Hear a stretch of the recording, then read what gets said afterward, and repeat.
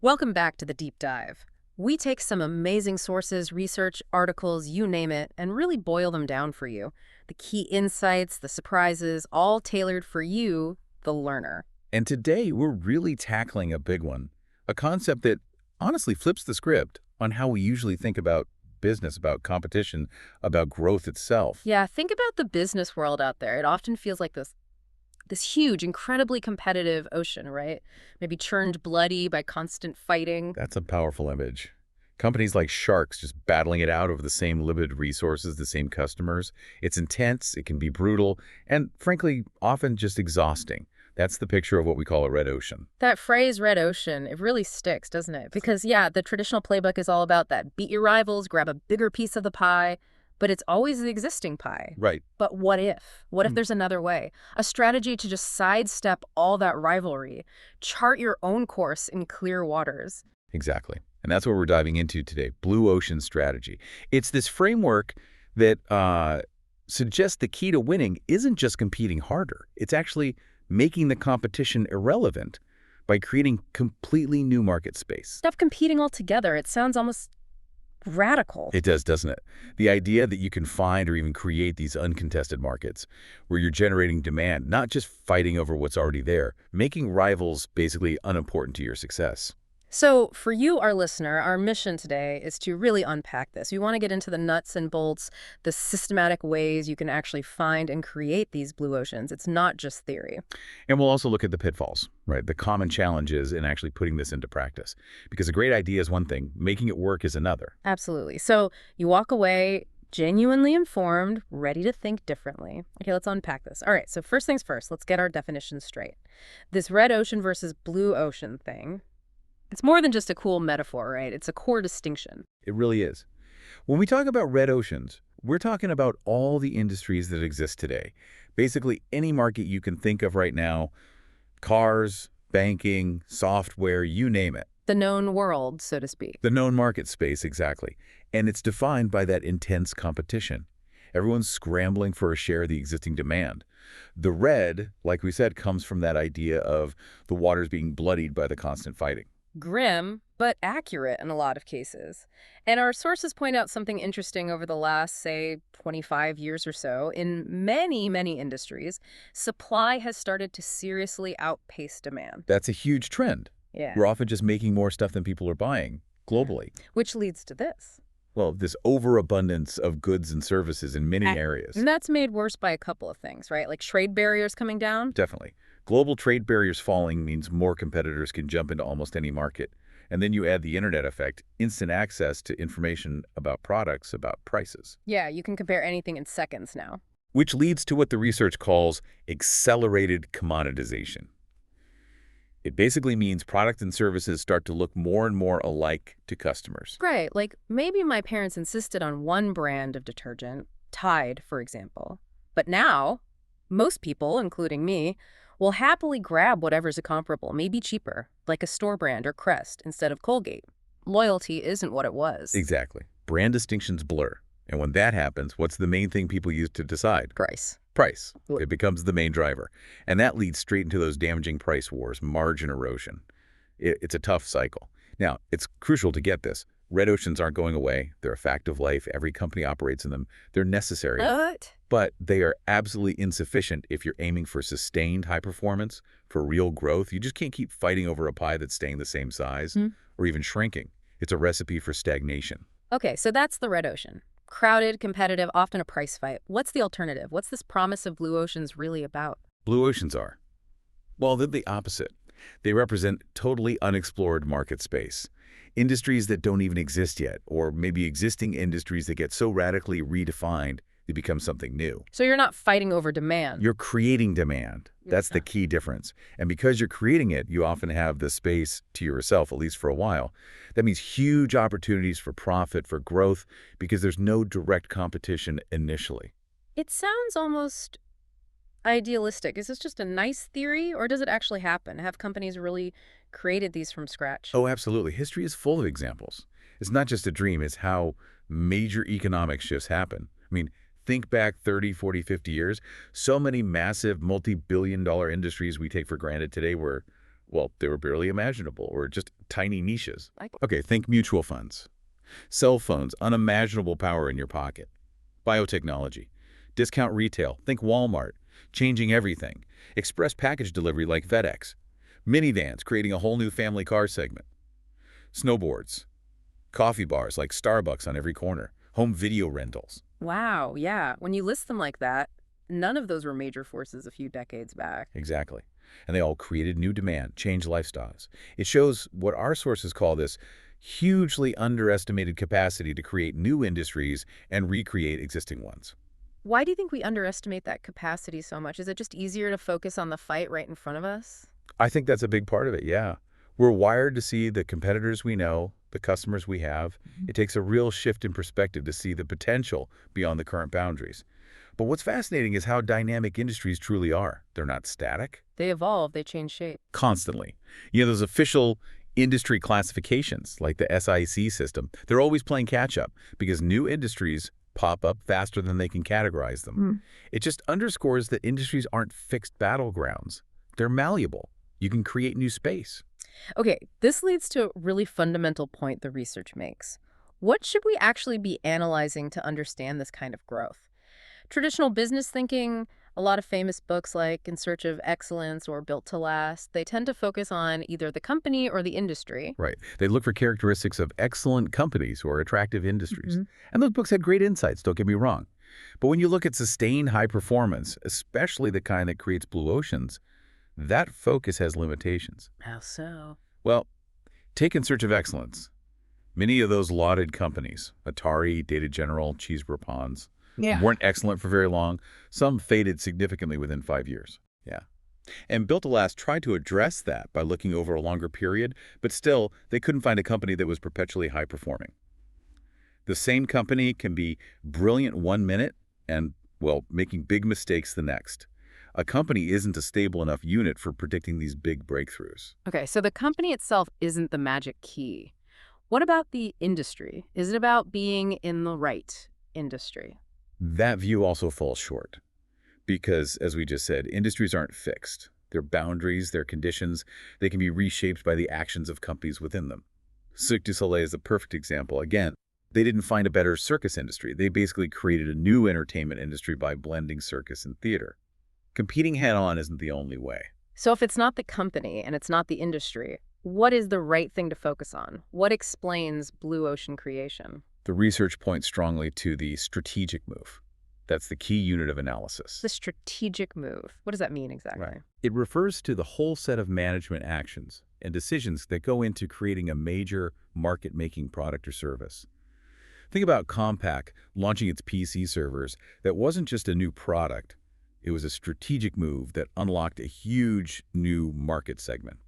Or Cirque du Soleil's entire approach. So it's the specific action, the initiative, that makes the difference. Yes, it's the move that delivers products and services, opening up new market space, usually with a big leap in demand.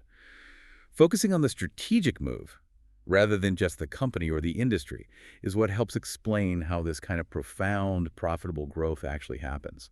It's about doing something transformative, not just being a certain type of company or in a certain industry. That's a really helpful way to frame it. It makes it feel more actionable. So if the strategic move is what we look at, what's the driving force behind these moves? How do they actually make competition irrelevant?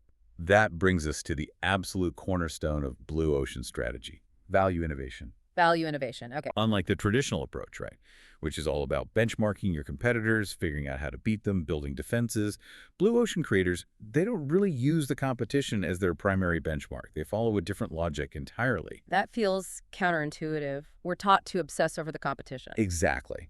But value innovation says, look, let's focus elsewhere.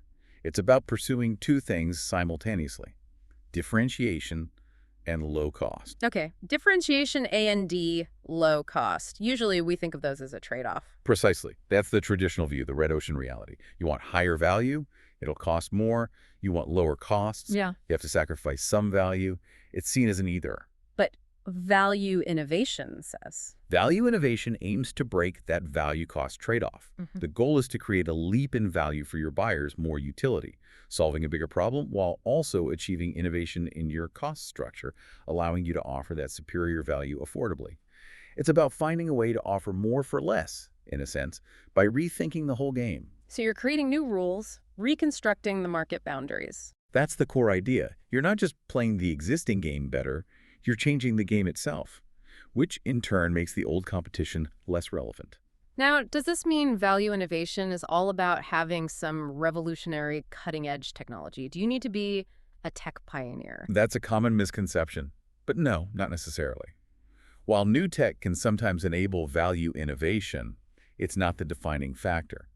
In fact, the research shows that quite often, the real tech pioneers, they kind of lay the eggs, but other companies come along and hatch them. Meaning the inventors don't always capture the value? Exactly. If the initial innovator fails to connect their technology with real buyer utility, an accessible price point, and a sustainable cost structure, someone else often figures out that combination and creates the blue ocean. It's about the alignment of innovation with market value, not just the innovation itself. That's huge. So you don't have to invent the core tech, you just have to be the first to package it in a way that delivers a leap in value the market actually wants and can afford. You got it. Cirque du Soleil, again, they didn't invent acrobatics or theater. They didn't necessarily have more thrilling acts than traditional circuses. Their value innovation wasn't about being a better circus. It was about offering something different. Completely different. They offered the fun and thrill of the circus, plus the artistry and sophistication of the theater. They ignored the circus competition and created a new experience, appealing to a different audience, adults willing to pay premium prices, like for theater tickets. That's a reconstructionist view, reshaping the market structure, not just accepting it. Okay, so value innovation is the guiding philosophy. But how do you actually do it? What are the tools managers can use to start mapping out these new opportunities? It feels like finding clear water in a murky pond. Well, one of the most powerful tools is the strategy canvas. It's essentially a diagnostic and an action framework rolled into one. Strategy canvas, what does that look like? It's a visual tool. Imagine a graph. On the horizontal axis, you plot out the key factors that the industry currently competes on and invests in. Things like price, specific product features, service levels, branding, maybe distribution channels, whatever's important in that specific market. Okay, the battleground factor. Exactly. Then, on the vertical axis, you plot the offering level from low to high that companies provide across these factors. You then draw a line connecting the dots for your company, that's your value curve. And you do the same for your key competitors. So you get a visual snapshot of how everyone stacks up against each other on the things the industry currently cares about. Like maybe one airline invests heavily in lounges, another in low fares, another in routes. Precisely. It shows you the current strategic landscape. And a good blue ocean strategy, when you plot its potential value curve on this canvas, will stand out in 3 specific ways. Okay, what are they? First, focus. A blue ocean strategy doesn't try to be high on everything. That just drives up costs and confuses customers. Its value curve should clearly show where the company focuses its investments, making deliberate choices about where to excel and where to perhaps pull back. So strategic bets, not trying to cover all bases. Makes sense. Second, divergence. The shape of its value curve should look fundamentally different from the competitors. If your curve basically mimics everyone else's, maybe just a little higher here or lower there, you're likely stuck in incremental improvements. You're still in the red ocean. True blue oceans diverge radically. Think about Southwest Airlines versus traditional carriers early on, totally different curves. Right, focusing on speed and low cost, eliminating things like assigned seats and meals. Very divergent. And the third quality? A compelling tagline. A strong blue ocean strategy should be easy to communicate. It should lend itself to a clear, simple, memorable tagline that instantly tells buyers what's unique and valuable about it, setting it apart. Like a shorthand for the whole strategy. So what does this all mean? It captures the essence. Exactly. If you can't easily articulate your strategy's core value in a catchy phrase, it might be too complicated or not different enough. That's a great test. But what are the common traps people fall into when they try to use the strategy canvas? Where does it go wrong? Well, several pitfalls. One is simply a lack of focus, like we mentioned. Trying to invest highly across too many factors, leading to high costs and a strategy that's hard to execute and communicate. Trying to be all things to all people. Right. Another is the Me Too strategy, where the value curve just mirrors the competition. This screams reactive strategy, just trying to keep up, maybe making tiny improvements. It won't lead to significant growth. You're just playing defense in the red ocean. Think about airlines all adding similar meals or lounges, they end up looking the same. Still stuck in the same fight. And a third common trap is over-delivery without payback. This is when a company's value curve is high across the board, implying high investment, but they aren't getting the market share or profitability to justify it. It often means they're investing heavily in factors that customers don't actually value enough to pay for, or that don't truly differentiate them. Pushing features nobody really wants, or at least won't pay a premium for. Got it. So the canvas shows you where you are and helps identify divergence. But how do you build that new divergent curve? How do you systematically rethink the value proposition? That's where the four actions framework provides a really practical structure. It directly challenges an industry's strategic logic and business model by asking four key questions. Okay, the four actions. Let's break them down. What's the first one? Eliminate. The question is, which factors that the industry has long competed on should be eliminated entirely? These are often things taken for granted, maybe legacy features or services that don't add value anymore, or might even detract from it for a new target market.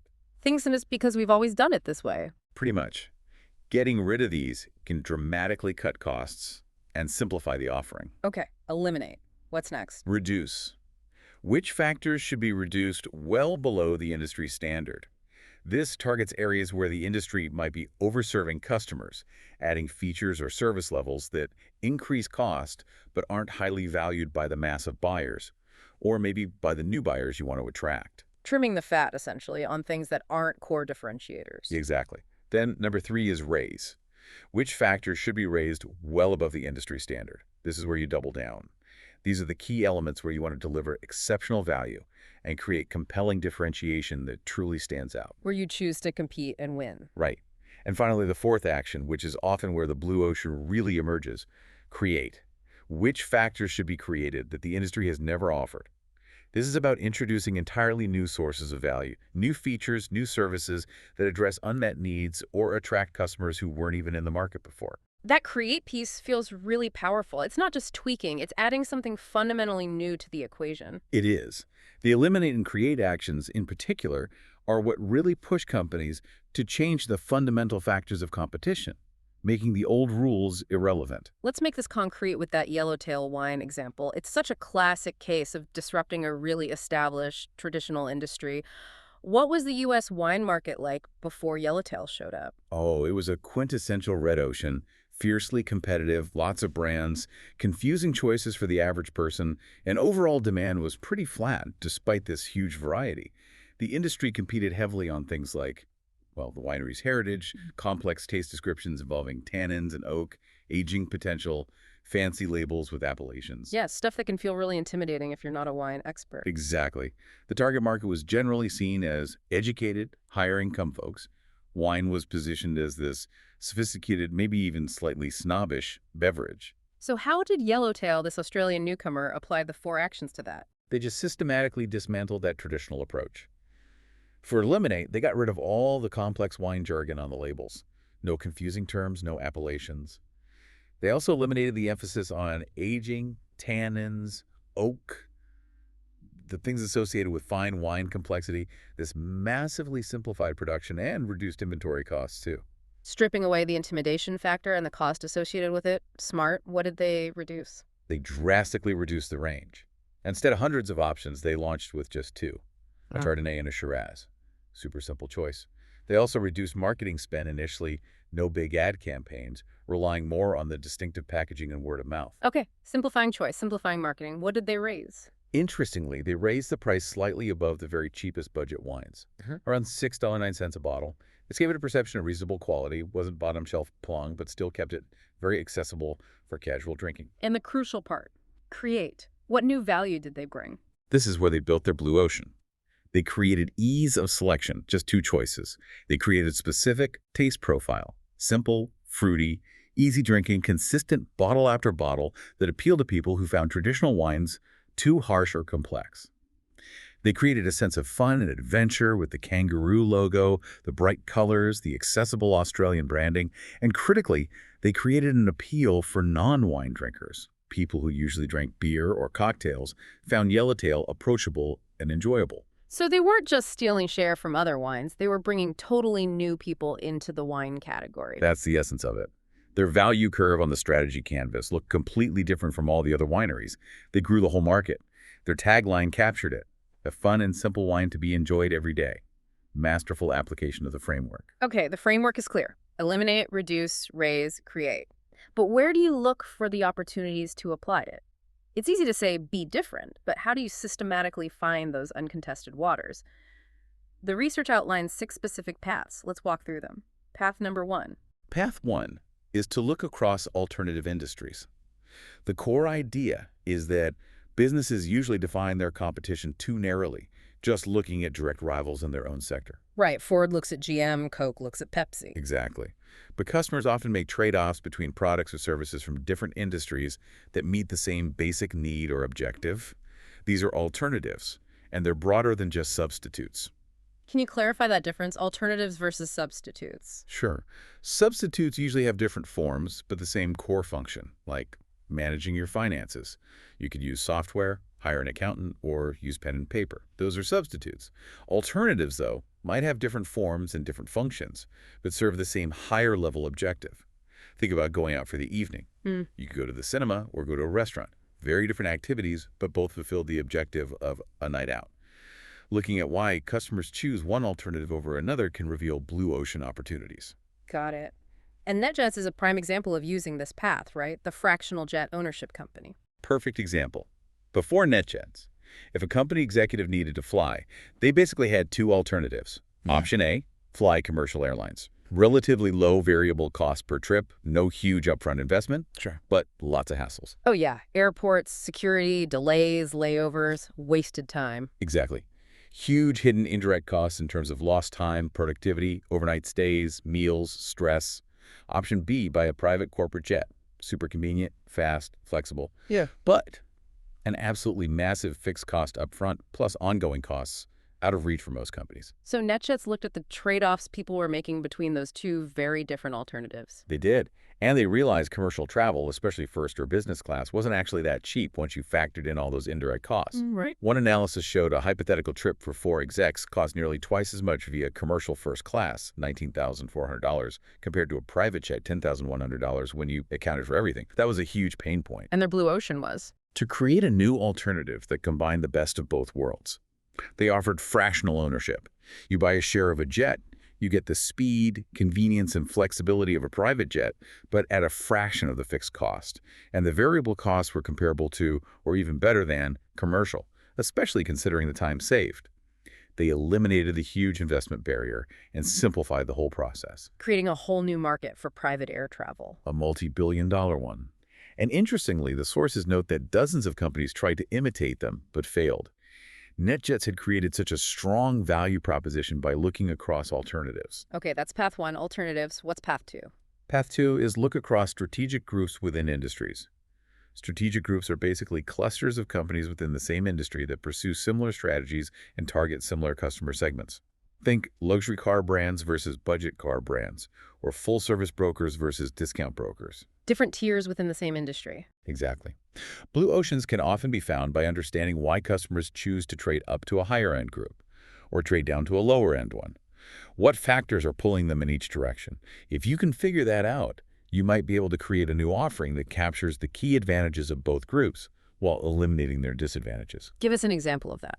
Curves, the women's fitness chain, is a fantastic example here. The fitness industry had 2 main strategic groups.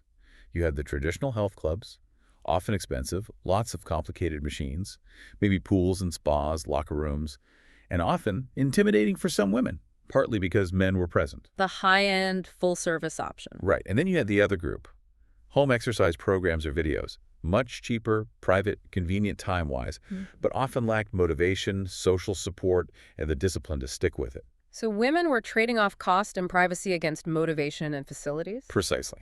Curve saw this trade-off and realized there was a huge group of women who wanted something in between.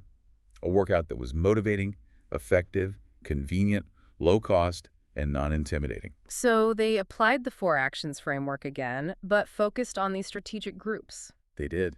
They eliminated almost all the frills of traditional gyms. The pools, spas, fancy locker rooms, even most of the complex machines. They also eliminated men, creating a women-only space. They reduced the workout time to just 30 minutes, super convenient, and the monthly cost to around $30, super affordable. And they created a simple, effective circuit training format in a supportive, non-judgmental, women-only environment, providing the motivation that home workouts lacked. Combining the best of both worlds, the motivation of a gym with the affordability and comfort sometimes found at home. Exactly. And the results were phenomenal. They grew incredibly fast, attracting millions of women who felt ignored or intimidated by the existing options. Their tagline, "The price of a cup of coffee a day," captured that value perfectly. They built a blue ocean by understanding why women traded up or down between existing strategic groups. Okay, path 3.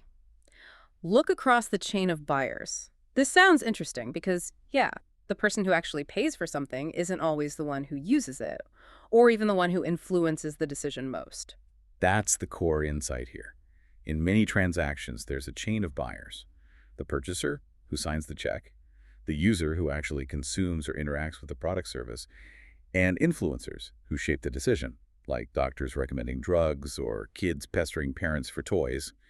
Companies often focus obsessively on just one group in this chain. Like pharmaceutical companies focusing mostly on doctors, the influencers. Historically, yes, Mm. but there's huge potential to unlock new value by shifting your focus to a different, often overlooked group in that chain. What are their pain points? What do they value? It might be completely different from the group you usually target. Can you give an example of shifting that focus? Novo Nordisk, the Danish insulin company, is a classic case.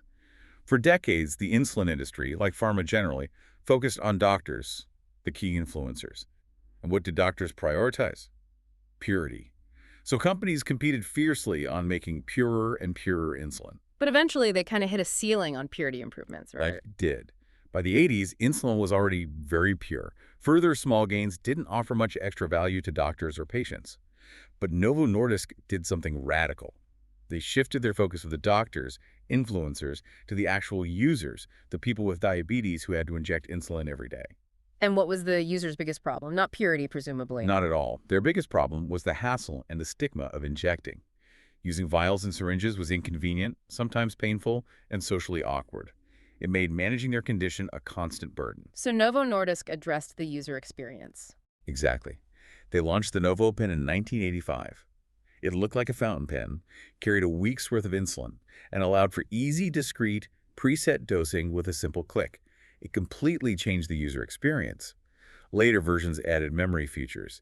They solved the user's biggest pain point. Transforming the company in the process. Absolutely. They went from being just an insulin maker to a diabetes care company, dominating the market because they focused on the user, not just the influencer. Bloomberg is another great example, focusing on the traders, users, needing analytics, not just the IT managers, purchasers, wanting standardized systems. Shifting focus in the buyer chain can be incredibly powerful. All right, path 4. Look across complementary product and service offerings. This seems to be about looking beyond your core product itself. Yes, it's about recognizing that the total value a customer gets isn't just from your product in isolation. It's often tied up with other things they need to do or buy before, during, or after using your offering. These are complementary products and services, even if they're technically outside your industry's borders. Like needing parking and a babysitter to go to the movies. Perfect example. The ease and cost of parking and childcare directly impact the perceived value and convenience of going to the cinema. Our sources mentioned Kinepolis, a European cinema chain, that actually started offering on-site childcare because they realized it was the huge barrier for parents. They solved a complementary problem to enhance their core offering. Finding and solving those pain points in the total experience can create new value. Exactly. Another great example is NABI, a bus manufacturer in the U.S. What did municipalities, their customers, traditionally focus on when buying buses? The upfront purchase price, usually. Lowest bidder wins. Right. That was the main competitive factor. But NABI looked beyond the initial sale. They looked at the total life cycle cost for the municipality. What about maintenance, fuel efficiency, repairs, environmental impact, durability? The whole ownership experience, not just the purchase. Precisely. They realized traditional steel buses, while maybe cheaper up front, were heavy, meaning higher fuel costs, prone to corrosion, and very expensive and time-consuming to repair, often needing whole panels replaced. So anybody's innovation was? They switched to using fiberglass for the bus bodies. Fiberglass is lighter, better fuel economy, doesn't corrode, and is much easier and cheaper to repair. You can replace smaller, damaged sections. So even though MBI's buses had a higher initial purchase price, their total life cycle cost for the municipality was significantly lower. Plus, they offered better design and environmental benefits. So they created value by solving problems in the complementary areas of maintenance, fuel, and repair, looking at the buyer's total cost. Exactly. They redefined value by looking at the entire solution, not just the initial product. QB House, the Japanese haircut chain, did something similar by eliminating the time-consuming wash and dry, a complementary service, with an air wash vacuum system drastically cutting time and cost. Okay, path 5. Look across functional or emotional appeal to buyers. This feels like it's about the underlying psychology of why people buy. Is it purely practical, or is there an emotional driver? That's precisely it. Industries often orient themselves towards one end of this spectrum. Some compete primarily on function and utility, think commodities, basic tools, maybe budget airlines. Others compete mainly on feelings and emotions, fashion, luxury goods, entertainment. And the opportunity lies in shifting that appeal. Yes, you can create a blue ocean by taking an industry that's traditionally functional and injecting emotional appeal, or by taking an emotional industry and adding elements of rationality and function. You're essentially changing the why behind the purchase for customers.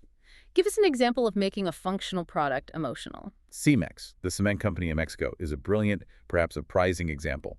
Cement is about as functional as it gets, right? The commodity building material. In Mexico, many low-income families struggled to build homes because they could only afford cement in small, expensive batches due to irregular income. Construction dragged on for years. A purely practical, logistical problem. On the surface, yes. But Cemex didn't just try to sell cheaper small bags. They reframed cement from a purely functional product into the gift of dreams. They created the Patrimony Ahoy program. It leveraged the existing community savings system called Tandis. Cemex provided cement on credit, offered technical building advice, stored material securely, and crucially, they organized small community celebrations when a family finished a room. Wow. They tapped into the deep emotional desire for a home, for progress, for community pride. That's way beyond just selling cement. It transformed the offering. Demand surged. Families built faster.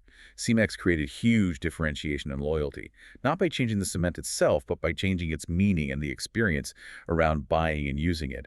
They made it emotional. And you can go the other way too, right? Adding function to emotion. Absolutely. Think about Dyson adding high-tech engineering and functional performance claims to the previously more style-focused vacuum cleaner market. Or Swatch turning the purely functional watch into a fun fashion accessory. Emotional, but at a very functional, low price point.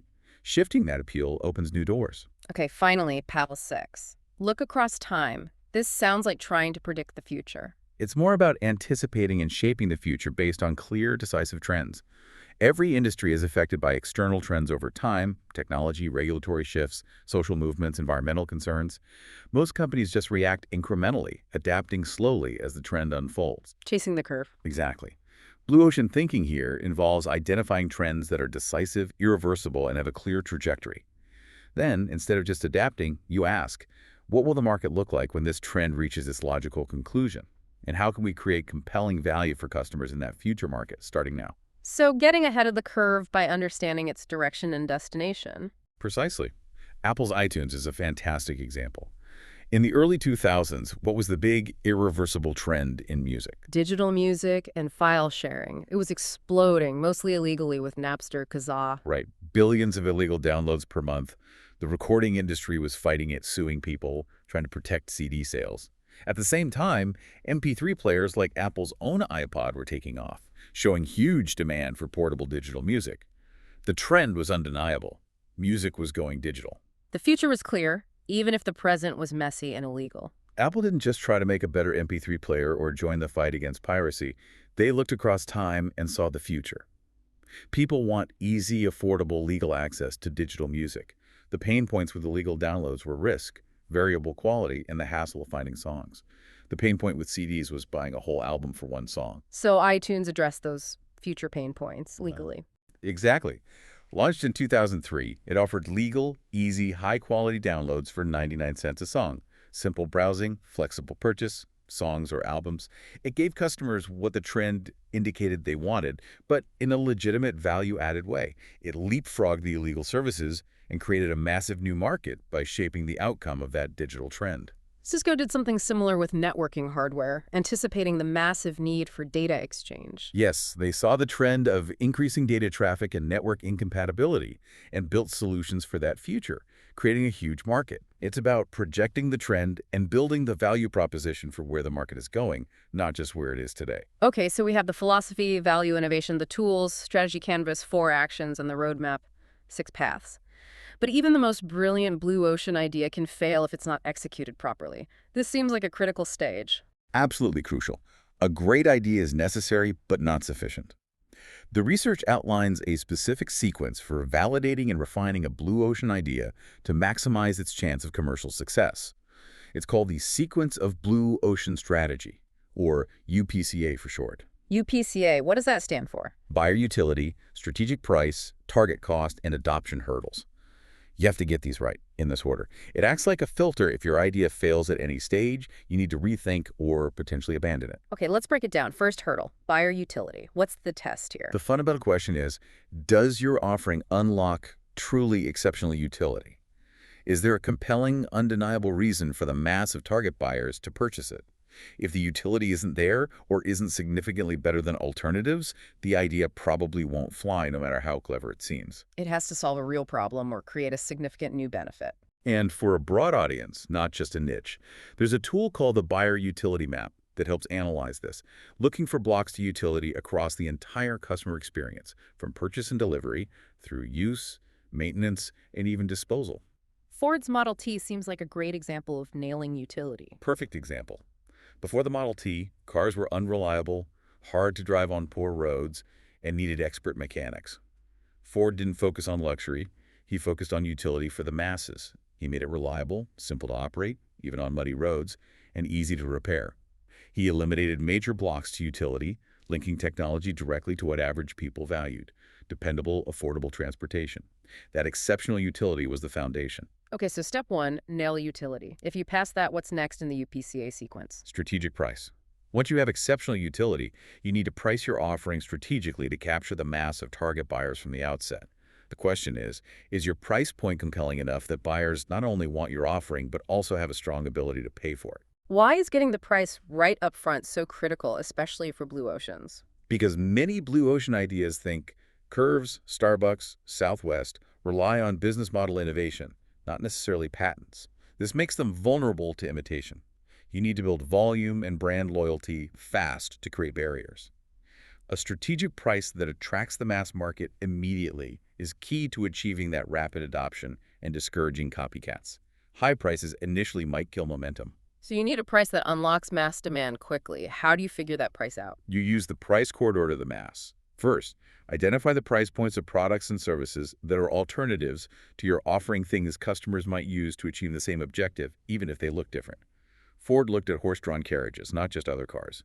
Second, within that corridor of prices, you choose a specific level, maybe high-end, mid-range, or low-end of the corridor, depending on how much protection you have from imitation, like patents or strong economies of scale.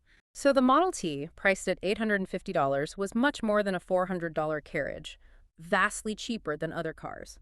It hit a sweet spot in the price corridor for mass adoption. Exactly. It offered high price quality and a low price car, making it accessible. Prices set to capture the mass, not just cover costs initially. Which brings us to the third step, target costing. Now you have utility and a strategic price. You have to make the numbers work. Right. The question is, can you produce your offering at the target cost required to be profitable at your strategic price? Critically, the sequence is price neckle cost, not cost next price. You don't figure out your costs and then add a margin. You set the strategic price first, determine the profit margin you need, and that dictates your target cost. So costs must fall in line with the strategic price, not the other way around. What if your current costs are too high to hit that target? Then you have two main options. One is streamlining operations and cost innovations. This means finding radical ways to take costs out of production, design, or delivery. Swatch did this brilliantly by using plastic, fewer parts, and new assembly techniques like ultrasonic welding, slashing labor costs. IKEA designs products for low-cost manufacturing and shipping right from the start. Innovating on the cost side, not just the value side. And the second option, Partnering. You don't have to do everything yourself. Strategic partnerships can help you access capabilities, scale, or efficiencies much faster and cheaper than building them internally. SAP partnered with Oracle for databases and consulting firms for sales, saving billions in years.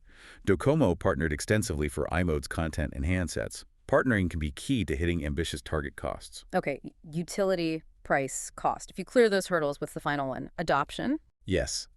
Even with a great offering at the right price and cost, you still need people to actually adopt it. The question is, what are the adoption hurdles, and how will you proactively address them? This involves thinking about all the stakeholders, employees, business partners, the general public. What kind of hurdles are we talking about? Resistance can come from anywhere. Employees might fear their jobs or skills will become obsolete. Business partners might worry about cannibalizing their existing business with you. The public might be skeptical or resistant to changing habits. Ignoring these potential roadblocks is fatal. So how do you overcome them? You need open communication and engagement before the launch. Explain the why behind the change. Clearly articulate the benefits. Address concerns head-on. Set clear expectations. Ensure stakeholders feel heard and understand what's in it for them or how their concerns are being managed. No surprises. Think about spectacular failures like Philips CDI or Motorola's Iridium. They failed on utility, price, and cost, but also massively underestimated adoption hurdles. Whereas Docomo's iMode succeeded because they nailed all 4 UPCA steps, including engaging partners and customers effectively. Precisely. Following this sequence rigorously helps ensure you're not just launching an invention, but a commercially viable blue ocean strategy. That UPCA sequence is a great filter. But even if an idea passes all those tests, getting it implemented inside an organization can be a massive challenge. Internal politics, inertia, resource constraints.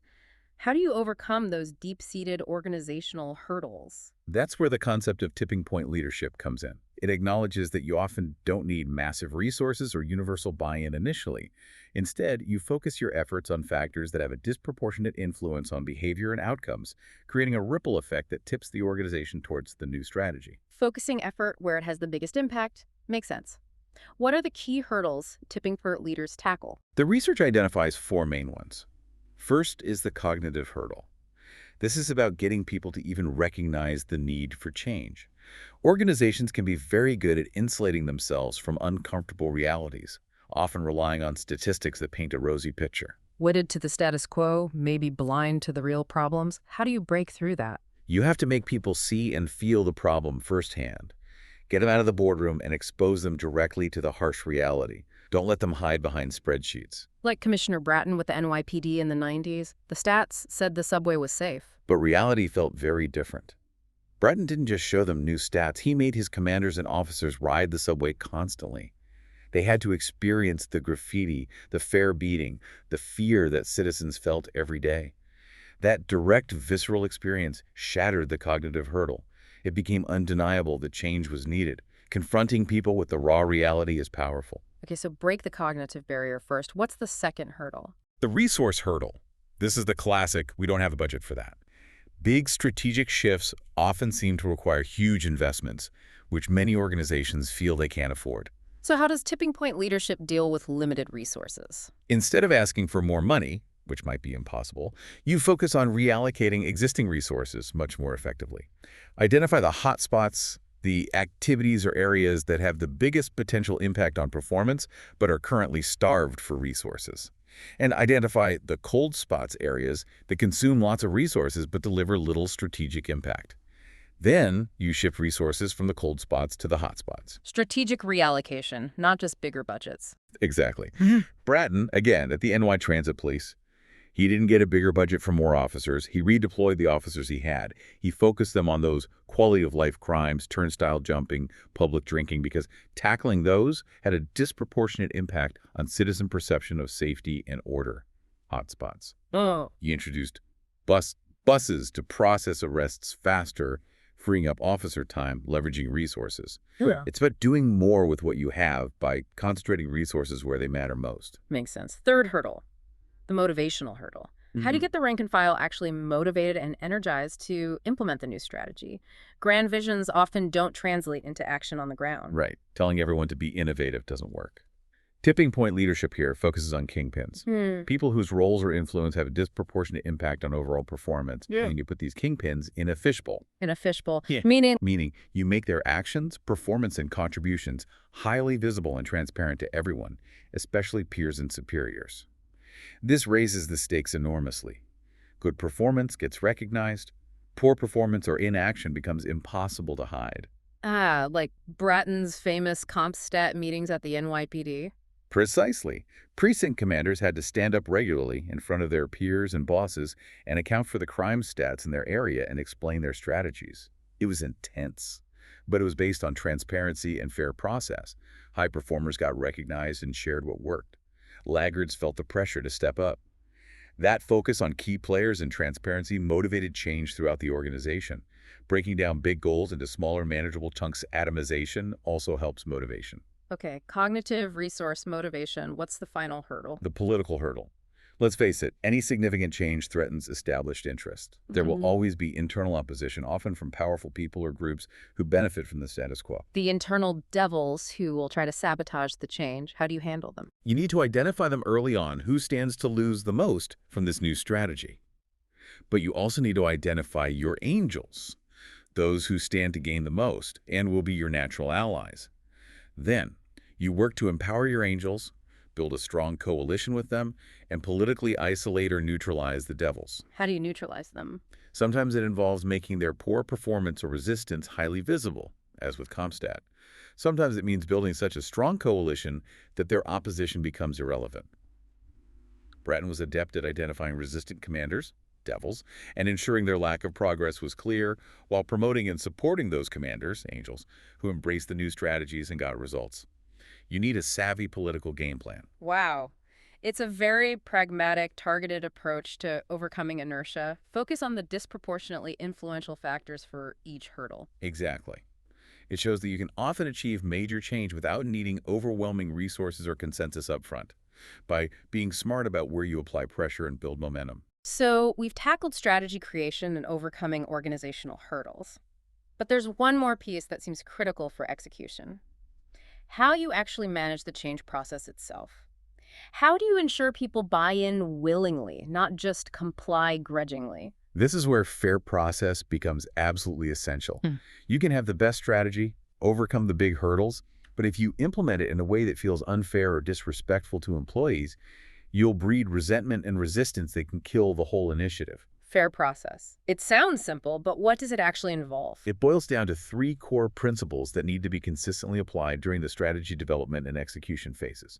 First is engagement. Meaning you actively involve people in the decisions that affect them. You ask for their input, you allow them to debate ideas, you listen to their concerns. Even if their specific suggestion isn't adopted, the very act of being asked and heard builds buy-in. People support what they help create. Okay, engagement. What's the second principle? Explanation. This is about clearly communicating the why behind the final decisions. Why was this path chosen over others? What's the thinking behind the new goals or procedures? When people understand the rationale, even if they don't personally agree 100%, they're far more likely to accept and support the decision. Lack of explanation breeds suspicion. Makes sense. People want to know the reasoning. And the third principle? Clarity of expectations. Once the decisions are made, you need to be crystal clear about what the new rules are, what's expected of employees, what are the new performance standards, how will people be evaluated, what are the consequences of success or failure. Ambiguity creates anxiety and paralysis.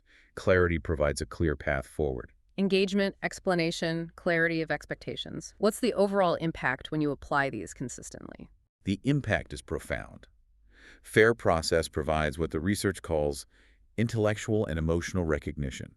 People feel respected, they feel their intelligence is valued, they feel heard. And when people feel that way, they are much more likely to offer their trust, their commitment, and their voluntary cooperation, going above and beyond mere compliance. They put their energy and creativity into making the strategy succeed. And without fair process. Without it, you get distrust, anger, resistance, maybe even sabotage. People feel treated like cogs in a machine and they react accordingly. There's that example of Lubber, the coolant company, right? Where a technically good idea failed because of poor process. A perfect, unfortunate example. Lubber developed this sophisticated AI expert system to help sales reps select the right industrial coolants for customers, aiming to drastically reduce failures. A technically sound idea, potentially saving everyone time and money. But they rolled it out badly. Terribly. They didn't engage the sales reps in its development. They didn't clearly explain how it would benefit them. The reps, whose expertise involved hands-on tinkering during trials, saw the AI not as a helpful tool, but as a direct threat to their skills, their value, maybe even their jobs. So they resisted it. They did, subtly.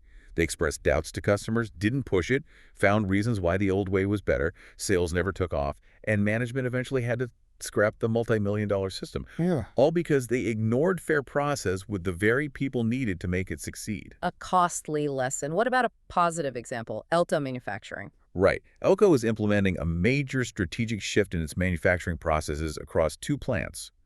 At the Chester plant, management basically dictated the changes: no engagement, poor explanation, unclear expectations. The result: chaos, resistance, failure. Classic unfair process. Exactly.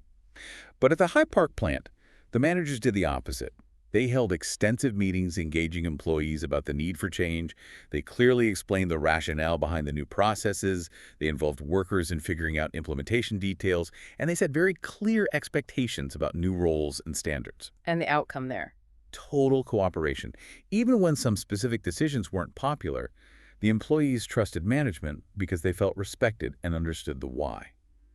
They voluntarily worked to make the new system succeed, and the implementation was smooth and effective. It's a stark contrast showing the power of fair process to turn potential resistance into willing execution. It really underlines that how you implement is just as important as what you implement. Yeah. Okay, so let's say you've done it. You've found a blue ocean. You've executed brilliantly using UPCA and tipping point leadership. You've used fair process. How long does it last? Don't competitors eventually catch on and rush in, turning your nice blue ocean red again? How sustainable is this? That's the million-dollar question, isn't it? And yes, imitation is always a threat, especially if your blue ocean isn't protected by strong patents. However, the reality is that successful value innovators often build significant barriers to imitation, sometimes without even consciously trying. These barriers make it harder, slower, or less attractive for competitors to follow. What kinds of barriers are we talking about? What makes it hard to copy a successful blue ocean move? Well, several things often work together.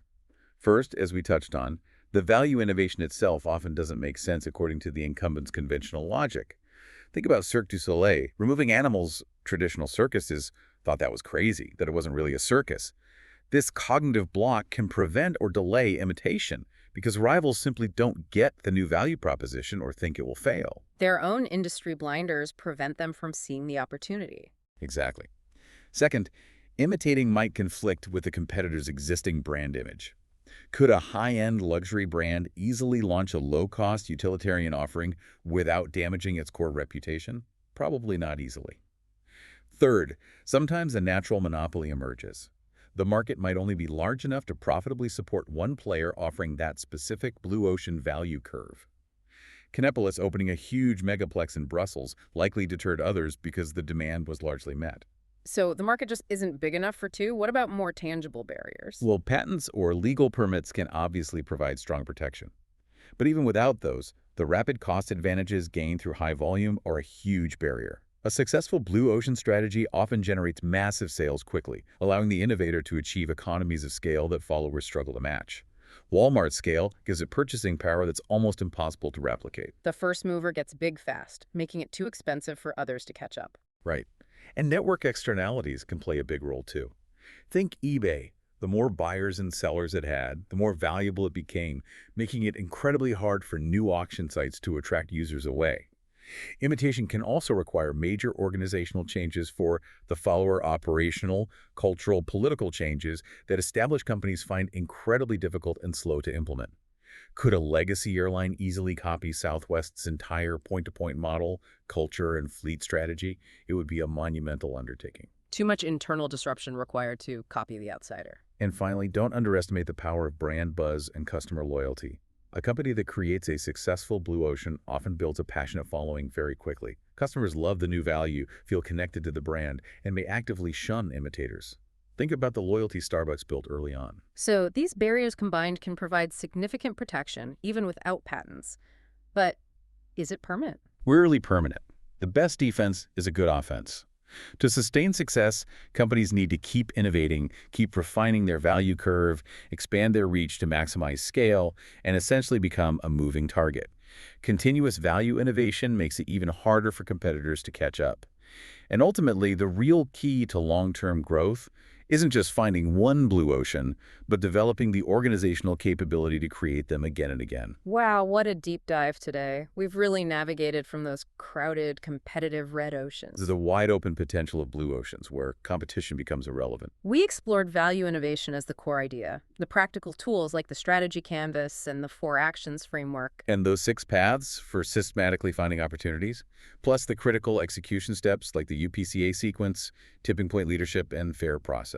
It's really a compelling argument that winning the future might be less about outcompeting rivals head-on and more about creating entirely new value, playing a different game altogether. Absolutely. It challenges us to think beyond incremental improvements and existing industry boundaries. And this leads to a really important question for you, our listener, to maybe reflect on. Think about your own industry, maybe your own company or team, or even a personal project. What are the red oceans you're currently swimming in? Yeah, what are the established rules of competition, the things everyone takes for granted? And because you're so focused on those existing rivals and rules, what might you be missing? Are there unaddressed pain points out there? Are there potential customers, non-customers today, who are being ignored because they don't fit the current industry mold? Where could you apply that eliminate, reduce, raise, create framework? Could you redefine value in a way that makes you not just incrementally better, but fundamentally different? It's a challenge to look beyond the immediate competition and see the potential for creating your own unique, uncontested space. A powerful way to think about growth and innovation, not just in business, but maybe in many areas of life.